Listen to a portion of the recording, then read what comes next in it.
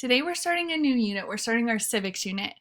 Our civics unit is going to end by you guys taking your civics test, which is a requirement for high school graduation. So that feels like it's really intense and a lot, but me and Miss Salisbury are incredibly good at our jobs, and we will have you all prepped and ready to go, and you guys will do great. You just need to make sure that you are coming and doing your assignments and paying attention the same as you would if you were in class with us every day, and you guys will do just great. So this unit, we're going to start clear back right after the Revolutionary War and talk clear up through modern times. So we're going to be skipping around quite a bit. So we are going to start with the Articles of Confederation. This is the first government that is put into place after the royal governors abandoned the colonies. So after we win the Revolutionary War, they just leave. They lost. They are in a different country now and not an extension of their own country, so they just leave. So now we have to figure out what in the world are we going to do for government. Congress goes and urges all of the colonies to make a state constitution that they will be able to use in place of the colony charters. So the government that they have in place, these colony charters, were lined up by King George and by England. So we want to get rid of those. We don't want those in place anymore. So this constitution, you need to know what a constitution is. It is a plan of government. It is how is this place going to handle anything that the government handles. It is an outline. It is not going to, inside the Constitution, specify exactly what's going to happen. Okay, it'll give you some very basic outlines and then go from there. You can get specific inside of a constitution, I guess, as specific as you want, but they do very basic outlines, and then they create laws. Laws are easier to change than the Constitution, so they'll do specifics within laws. They'll also include a Bill of Rights. So a Bill of Rights are certain rights the state had to protect and recognize for each individual citizen there. So some of them that you might recognize from our current Constitution Bill of Rights. You have the right to bear arms. You have the right of assembly. You have the right to practice whatever religion you want. Okay, so those are some of the Bill of Rights that we have based off of our current Constitution. So the question is who does not benefit from this? We're back in the day where not all people are viewed as equal. So who are the people who are not going to benefit from this? Native Americans, African Americans, and women. It's a rough time to be living just because everyone isn't seen equally. Not everyone is seen as equal as human as another human, which is a little crazy. But that's a whole other discussion that you guys will have in your US history class. Okay, so let's talk about the branches of government. Government has always been broken up into multiple branches that have different jobs. The branches that are being used at this point are two main ones, the legislative branch and the executive branch. And yes, you do need to know what each of these mean. So the legislative branch is the branch that makes the laws. This is the group that decides if something needs to be turned into a law, if something needs to be against the law, what are the problems that are coming up that needs to be used. Most states had it set up as a bicameral legislative system, and this is another term that you need to understand, bicameral. Bicameral is a fancy way of saying two groups. So bi is a prefix that means two. So bicameral is two groups within the legislative system. So like a bicycle is a two-wheeled bike, a cycle. Okay, so that is one way to think about it. So two. This is the same kind of legislative branch that we have set up today as a bicameral. So within our legislative system in today's current government, we have the House of Representatives and we have the Senate. Those are going to be how it's set up here. Two different houses, okay? The specifics of it are different than what they are today, but there's going to be two different groups.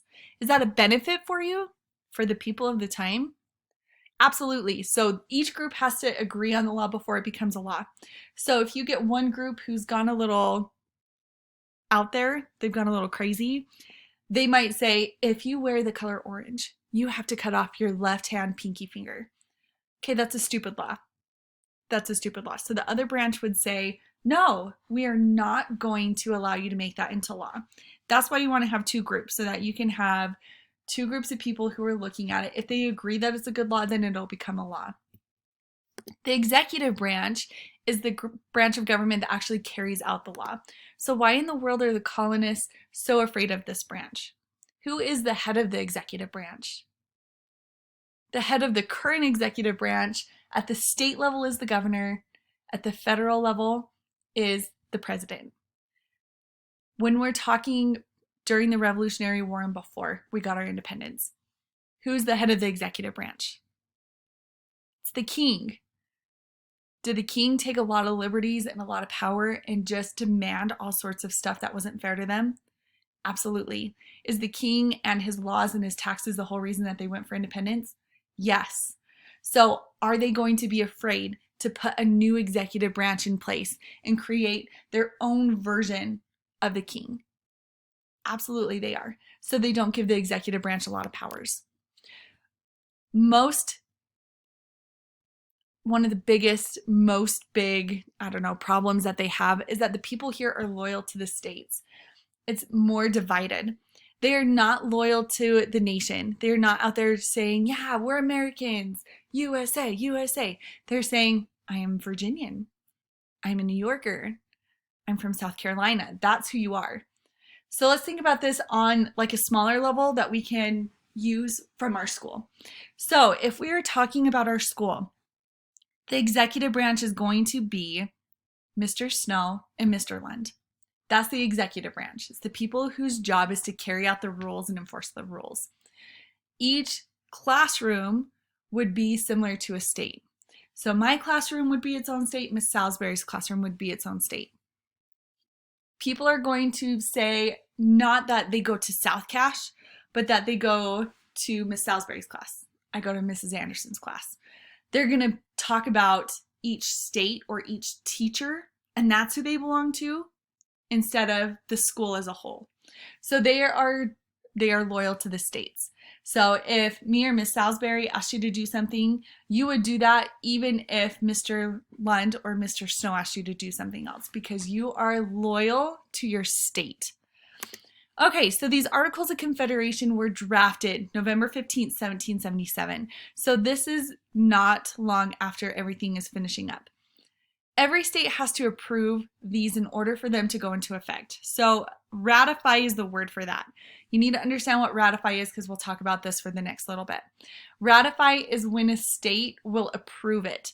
So they had to have all 13 of the states at the time, former colonies, now states, approve or ratify this in order for it to take effect and to go into effect.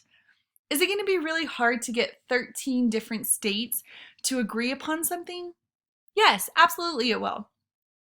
They are going to have disagreements over all sorts of stuff. One of them is going to be, how are they going to handle the land in the West? Everyone's wanting to move now that they don't have someone telling them that they can't. Go get some more space. Go expand. How are they going to handle that? Is it going to be new states? Can they add to the states? There's a lot of different ideas on what it should be and what it should look like. And they have to address that before they're going to be willing to ratify it. So they didn't ratify the Articles of Confederation until 1781. So it took over 4 years for all 13 of the states to be like, yeah, okay, I'm on board. Let's do this. So the main author of the Articles of Confederation is a guy named John Dickinson. He was there from the beginning, right with all of the founding fathers. He did not want independence. He really wanted to work it out with Britain. So we don't hear about him as much, because usually when we think of the founding fathers, it was those who was fighting for freedom, tooth and nail, that kind of stuff. But he set it up as a confederation. I mean, it's right there in the title, Articles of Confederation. So what is a confederation? What's the difference between a confederation and what we have now? A confederation would essentially treat all of the states as if they're their own country. And then what the articles would do is just unite them so that they would have like really good trade agreements. They would be friends. They're a collection of independent nations. So each state would be and have its own power. They wouldn't have to recognize anyone as having more power than them within a federal government. They would have more power than the federal government. So it's a lot how Europe is set up. So Europe is all mostly small countries, and they are all their own country.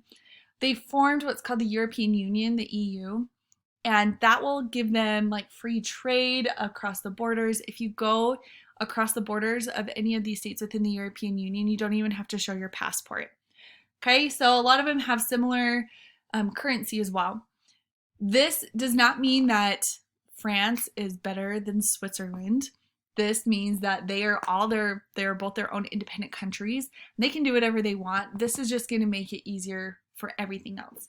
So that's how the confederations are set up, as if each state was its own country that are just united together because they're friends. There's going to be some problems with that. But before we get to the problems, let's talk about some of the strengths that it had and some of the good parts of it. So the strongest branch within the Articles of Confederation is the legislative branch, the Continental Congress. They have almost all of the power that there is to have is within the legislative branch, the people who make the laws. Okay, so here's some of the powers within the Articles. Each state gets one vote. So it doesn't matter if the state is teeny tiny, like Rhode Island, or if the state is great big, like Virginia or Pennsylvania or New York, that has way more people. A state is a state, so they each get one vote. Who will that make happy? That'll make all the little states happy, right? Because they have the same say as that great big state. Who's it going to make upset? The great big state, because they're saying we have way more people than you. We should get way more say in what happens than someone who has like a teeny tiny drop in the bucket of people. Okay, they have the power to declare war. They have the power to raise an army and a navy. They have the power to make treaties and borrow money and establish a postal system. They also have the power to conduct business with other countries. These are all good powers to have, but it also is going to leave a lot of weaknesses. And this is the main reason that these Articles of Confederation don't stick around and last. So some of the weaknesses that they have is that the national government remains weaker than the state government. So let's talk about this on a school level again.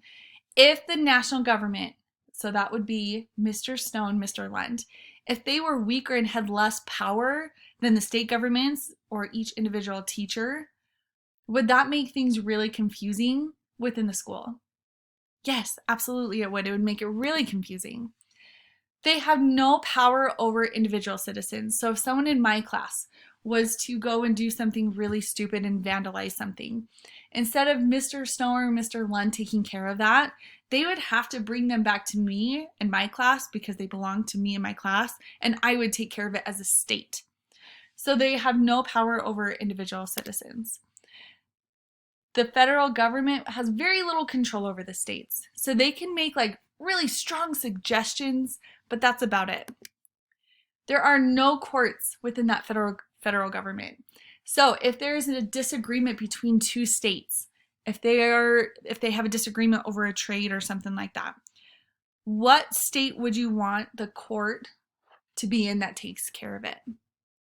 The state you belong to, right? Because obviously they're going to vote for their own state. There's no neutral court, no neutral place that they can go to fairly settle those disputes.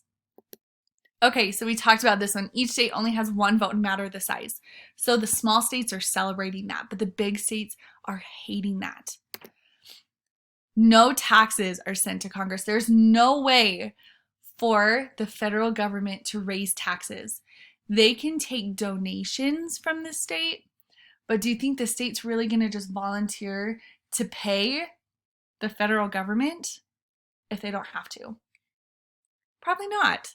So if the federal government has the ability to borrow money, so if they're needing money, they can go borrow money from another country, but how are they supposed to pay it back if they can't collect taxes and collect money except for on a donation basis in order to pay them back? Okay, so that's a problem. They can't raise an army. They give volunteer armies.